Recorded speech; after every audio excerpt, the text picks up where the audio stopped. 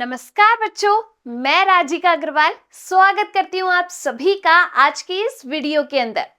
यहाँ पर मैं आपसे बात करने वाली हूँ कक्षा 10वीं विज्ञान के लिए ब्लूप्रिंट की। कौन सा चैप्टर कितने नंबर का आएगा एग्जाम के अंदर, कैसे क्वेश्चंस बनेंगे, कैसे हमें उनको अटेम्प्ट करना है, ये सारी बातें मैं आज आपसे यहाँ पर करने वाली हूँ। सबसे पहले हम यहाँ पर बात करते हैं कि आपका पेपर टोटल कितने नंबर का होगा। 80 नंबर का। चैप्टर कितने हैं अपने पास? टोटल 13 चैप्टर हैं। अब इन चैप्टर्स को और मार्क्स को डिवाइड कर ले तो काम आसान हो जाएगा ना। तो चलो पहला काम आसान कर ही लेते हैं। स्टार्टिंग के 1 से जो 4 चैप्टर हैं वो आपके किसके हैं? केमिस्ट्री के हैं, रसायन विज्ञान के। ठीक, ये आपके टोटल आएंगे 25 नंबर के 4 चैप्टर। इसके बाद चैप्टर 5 से लेके चैप्टर 8 तक जो आपके हैं वो आपके किसके हैं? बायो के चैप्टर हैं, और ये भी आपके आएंगे कितने? टोटल 25 नंबर के। 9 से लेके 12 तक के जो चैप्टर है वो आपके हैं फिजिक्स के, और ये भी आपके आएंगे टोटल 25 नंबर के। और लास्ट बचा एक जो चैप्टर है नंबर 13, वो आपके एनवायरनमेंट का है, और वो आपके आएगा 5 नंबर का। तो यहाँ पर चैप्टर भी डिवाइड कर लिए हैं, सब्जेक्ट भी डिवाइड कर लिए हैं साइंस के अंदर, अब मार्क्स डिवाइड कर लिए हैं। अब बात करते हैं एक एक सब्जेक्ट की और एक एक चैप्टर की। सबसे पहले चैप्टर 1 अपना क्या है? रासायनिक अभिक्रिया और समीकरण। ये जो पूरा चैप्टर है 6 नंबर का है। क्वेश्चन कैसे आएंगे? 2 क्वेश्चन आपके आने वाले हैं बहुविकल्पीय यानी कि एमसीक्यू क्वेश्चन है अबसदा वाले। एक क्वेश्चन आएगा रिक्त स्थान, एक आएगा अति लघुत्रात्मक, और एक 2 नंबर का आएगा लघुत्रात्मक। इस चैप्टर के अंदर आपको छोटे क्वेश्चंस पे फोकस करना है। छोटे क्वेश्चन में कैसे क्वेश्चन आएंगे? समीकरण संतुलन के लिए दे देगा, है ना। तो समीकरण संतुलित करना आना चाहिए इन छोटे क्वेश्चंस को अटेम्प्ट करने के लिए। आपको कोई अभिक्रिया दे दी जाएगी और कहा जाएगा कि इसका गुणांक क्या होगा, तो समीकरण संतुलन करना आता है तो इन क्वेश्चन का आंसर दे दोगे। ठीक, हाँ जी। कोई रिएक्शन दे दी जाएगी, कोई यौगिक का एक्स करके लिख दिया जाएगा और पूछा जाएगा ये यौगिक कौन सा है, तो यहाँ पर इस तरीके से छोटे क्वेश्चंस आपके इस चैप्टर के अंदर से बनेंगे। ये जो 2 नंबर का एक क्वेश्चन है लघुत्रात्मक, ये बनता है आपके रासायनिक अभिक्रिया के प्रकार से।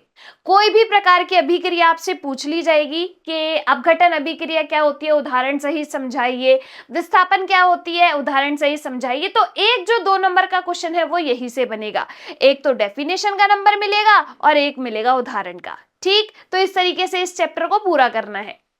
दूसरा चैप्टर है अपने पास एसिड बेस सॉल्ट। ये है आपका 7 नंबर का।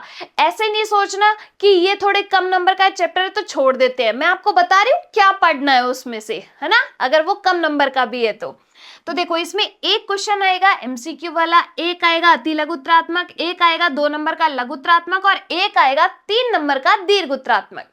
छोटे क्वेश्चन के लिए क्या करना है? इसके अंदर जो आपके मान लीजिए कोई भी पदार्थ है उसके अंदर कौन सा अम्ल उपस्थित है, जैसे कि दही के अंदर कौन सा अम्ल उपस्थित है, या फिर NaOH का दूसरा नाम क्या है, या फिर आपको इस तरीके के कोई फॉर्मूला देख के रासायनिक नाम पूछ लिया जाएगा।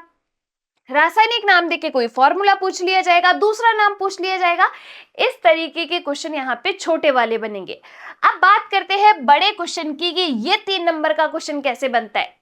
सेकंड चैप्टर के अंदर आपके लवण दिए हुए हैं, जैसे मान लो प्लास्टर ऑफ पेरिस ले लिया, तो उसका नाम क्या है? POP का नाम, उसका फॉर्मूला क्या है, उसके उपयोग क्या है, वो कैसे बनता है।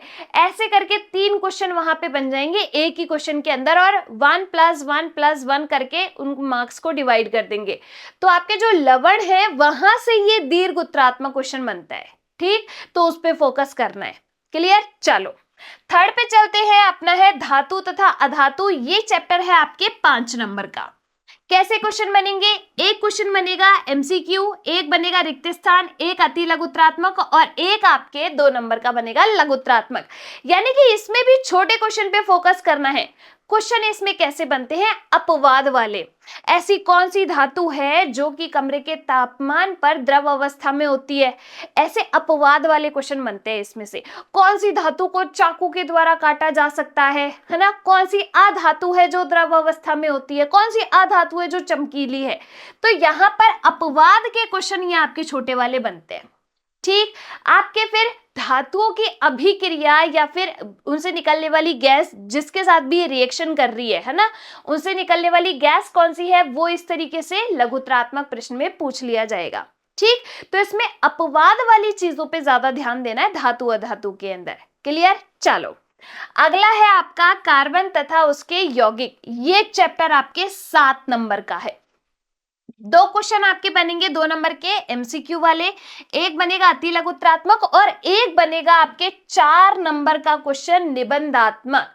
अब इसको कैसे करोगे, देखो छोटे क्वेश्चन के लिए सबसे पहले कार्बन की प्रॉपर्टी देख लेना, कार्बन की प्रॉपर्टीज क्या क्या है। दूसरा, यहाँ पे जो फंक्शनल ग्रुप है वो आपको पता होने चाहिए, एल्डिहाइड, कीटोन, अल्कोहल, ये सारे फंक्शनल ग्रुप। एक क्वेश्चन वहां से बन जाएगा क्योंकि उसका फॉर्मूला पूछ लिया जाएगा कि अल्कोहल का फॉर्मूला क्या है, कीटोन किसको प्रदर्शित कर रहा है, एल्डिहाइड कौन प्रदर्शित कर रहा है, ऐसा।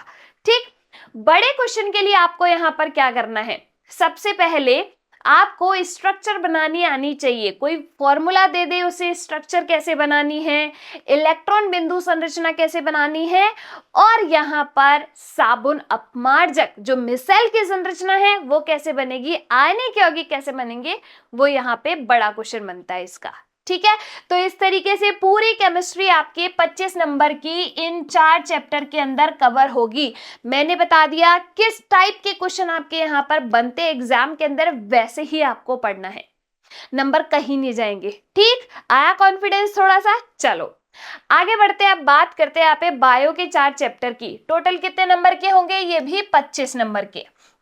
देखो चैप्टर 5 है जैव प्रक्रम, जो कि है आपके 8 नंबर का। इसमें क्वेश्चन है, एक तो बनेगा एमसीक्यू, ठीक है, एक बनेगा अति लघुत्तरात्मक, एक 2 नंबर का लघुत्तरात्मक और एक बनेगा निबंधात्मक। बड़ा प्रश्न बन रहा है यहां से। देखो बड़े प्रश्न बनते हैं, उनमें से आपके ना चॉइस आती है कि इन 2 में से आप एक कर लो। तो आपको ना, अगर आप कोई भी एक पर्टिकुलर चीज छोड़ रहे हो ना उसमें, तो आप मेक श्योर करना कि दूसरी चीज तो आपको करे ही करे, आप मतलब आप याद करके ही जाए उस चीज को, क्योंकि यहाँ पे आपको चॉइस मिलती है। तो अब उन चॉइस में भी क्या होता है, जैसे ऊपर वाले क्वेश्चन है उसमें 3 क्वेश्चन दे रखे हैं, नीचे वाला क्वेश्चन है उसमें 3 क्वेश्चन दे रखे हैं। हो सकता है किसी में आपको एक ही क्वेश्चन आए, किसी में 2 क्वेश्चन आ जाए और किसी के तो 3 ही आ जाए। तो जिसके 3 आ जाए तब तो बहुत ही बढ़िया बात है। अगर 2 भी आ रहे तो अपन को वो अटेम्प्ट करना है ना। तो यहाँ पर बड़े क्वेश्चन ऐसे बनते हैं। आप क्वेश्चन कैसे बनेंगे इसमें ना सिस्टम्स पूछे जाते हैं आपसे, सिस्टम यानी कि तंत्र पूछे जाते हैं। अब ऐसा नहीं है केवल मानवों के अंदर के ही तंत्र पूछे जाते हैं, पादपों के बहुत क्वेश्चन बनते हैं इसके अंदर से, है ना। पादपों में समन्वय कैसे होता है उसके बहुत क्वेश्चन बनते हैं, उत्सर्जन कैसे होता है, जाइलम फ्लोएम क्या है, ऐसे क्वेश्चन भी इसके अंदर बहुत बनते हैं। ठीक है, तो यहाँ पे आप क्या करेंगे, कोई भी तंत्र लिए, 4 तो तंत्र है सारे, पाचन तंत्र है, श्वसन तंत्र है, परिसंचरण तंत्र है और एक और आपके आगे उत्सर्जन तंत्र है। ठीक, एक एक तंत्र को लीजिए, पहले हमारे अंदर पढ़ो मानवों के अंदर, फिर पादपों में पढ़ो, फिर दूसरा तंत्र लिया, फिर मानवों में, फिर पादपों में, ऐसे कंपेयर करके पढ़ो ना, आराम से याद होगा। ठीक, चलो अगला क्वेश्चन, अगला जो चैप्टर है नियंत्रण और समन्वय, वो आपके 6 नंबर का है। एक भी चैप्टर ऐसा नहीं आया अभी तक कि 1-2 नंबर का हो तो जिसको हम छोड़ लें या फिर हाँ ऊपर ऊपर से देख लेंगे इसको। सारे ही बड़े बड़े चैप्टर्स है, ज्यादा नंबर के, छोड़ना कुछ भी नहीं है। देखो 6 नंबर का है जिसमें 2 यहाँ पर क्वेश्चन बनेंगे बहुविकल्पीय है, एक रिक्त स्थान बनेगा, एक अति लघुत्तरात्मक और एक आपके बनेगा लघुत्तरात्मक। किसमें, नियंत्रण समन्वय में। यहाँ पर आपको पादपों के अंदर और मानवों के अंदर, सबसे पहले अगर हम बात करें यहाँ पे नियंत्रण और समन्वय की, तो मस्तिष्क की संरचना रट लेना कि अग्र मस्तिष्क का क्या काम है, पश्च मस्तिष्क का क्या काम है, ये सारी चीजें देख लेना है इसके अंदर। ठीक, पादपों के अंदर समन्वय, हार्मोन्स के नाम याद कर लेना, ये जो आपके ऑक्सिन हार्मोन है, जिब्रेलिन हार्मोन है, ये सारे हार्मोन्स याद कर लेना। हार्मोन का सीधा क्वेश्चन बनता है एमसीक्यू के अंदर। ठीक है, कि इस हार्मोन यानी कि वृद्धि वाला हार्मोन कौन सा है, वृद्धि को संदमित करने वाला हार्मोन कौन सा है पादपों के अंदर। ठीक है, तो ये आपको पता होना चाहिए यहाँ पे। अगला क्वेश्चन देखो, जीवों में प्रजनन, यानी कि अगला जो चैप्टर है 7 जीवों में प्रजनन, वो है आपके 7 नंबर का। क्वेश्चन कैसे बनेंगे, एक क्वेश्चन बनेगा बहुविकल्पीय यानी कि एमसीक्यू, एक अति लघुत्तरात्मक, 2 नंबर का लघुत्तरात्मक और 3 नंबर का दीर्घोत्तरात्मक। बड़ा क्वेश्चन बन रहा है, फिर से फोकस करो, बड़ा क्वेश्चन बन रहा है जीवों में प्रजनन से। अब यहां पर हम जो है अलैंगिक प्रजनन भी देखते हैं, लैंगिक प्रजनन भी देखते हैं। हो सकता है बड़े क्वेश्चन में अलैंगिक प्रजनन की विधियां पूछ ली जाए, है ना, और हो सकता है कि सारी निषेचन की प्रोसेस पूछ ली जाए, है ना, या फिर आपसे किसी तंत्र के बारे में, आपसे बड़े क्वेश्चन के अंदर या तो पुरुष जनन तंत्र या मादा जनन तंत्र के बारे में पूछता है। ठीक है, तो बड़े क्वेश्चन के लिए आपको वही प्रिपेयर करना है। ठीक है, आई बात समझ में यहाँ पे। और ये जो छोटे क्वेश्चंस है उनमें हमें उदाहरण देखने हैं। अलैंगिक जनन की जो विधियां देखते हैं ना हम, 6 विधियां, उसमें किसके अंदर कौन सी विधि के द्वारा होता है, जैसे हाइड्रा के अंदर किस प्रकार का अलैंगिक जनन होता है ना, प्लेनेरिया के अंदर कैसा होता है, तो इसमें एग्जाम्पल का क्वेश्चन बनता है चैप्टर 7 के अंदर, छोटा क्वेश्चन, याद रहेगी बात। चलो अगला चैप्टर है आनुवांशिकता, जो कि 4 नंबर का है।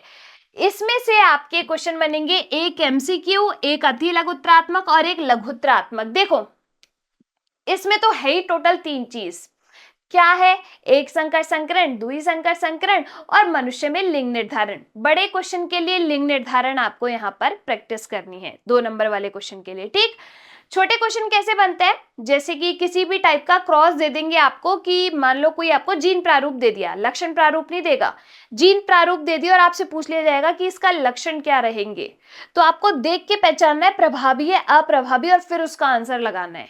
ठीक है, तो ऐसा इसमें छोटा क्वेश्चन बनता है।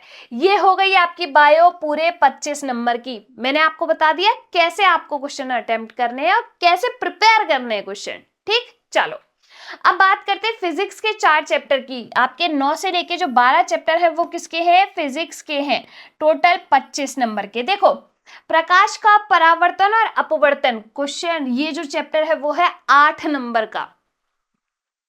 एक आपके एमसीक्यू बनेगा, 1 नंबर का एक अति लघुत्तरात्मक, 2 नंबर का एक लघुत्तरात्मक, फिर से यहां पर एक बड़ा क्वेश्चन बनता है 4 नंबर का। देखो बड़ा क्वेश्चन इसमें कैसे बनता है, या तो लेंस का क्वेश्चन बन जाएगा या दर्पण का क्वेश्चन बन जाएगा।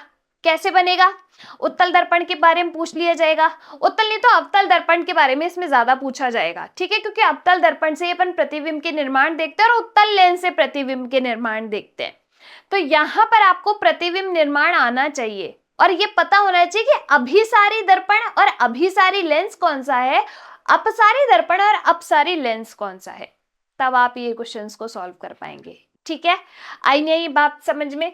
ये जो छोटे क्वेश्चंस है उनमें आपको फॉर्मूला याद रखने हैं। आपके लेंस सूत्र हो गया, दर्पण सूत्र हो गया, यहाँ पर फोकस दूरी और वक्रता त्रिज्या में क्या जो फॉर्मूला है, रिलेशन है, वो हो गया। तो छोटे क्वेश्चन वैसे बनेंगे यहाँ पर। ठीक, अगला चैप्टर है आपके मानव नेत्र रंग बिरंगा संसार, 4 नंबर का चैप्टर है। बहुत ज्यादा घबराना नहीं है, मानव नेत्र की संरचना इसमें आपको याद रखनी है। ठीक, एक क्वेश्चन बनेगा एमसीक्यू, एक बनेगा अति लघुत्तरात्मक और एक 2 नंबर का आपका बनेगा लघुत्तरात्मक। ठीक, चलिए अगला चैप्टर है आपके विद्युत, वो है 7 नंबर का, जिसमें 2 क्वेश्चन बनेंगे छोटे वस्तुनिष्ठ, एक रिक्त स्थान बनेगा, एक अति लघुत्तरात्मक बनेगा और एक बड़ा क्वेश्चन बनेगा 3 नंबर का। किसके अंदर से, विद्युत के अंदर से।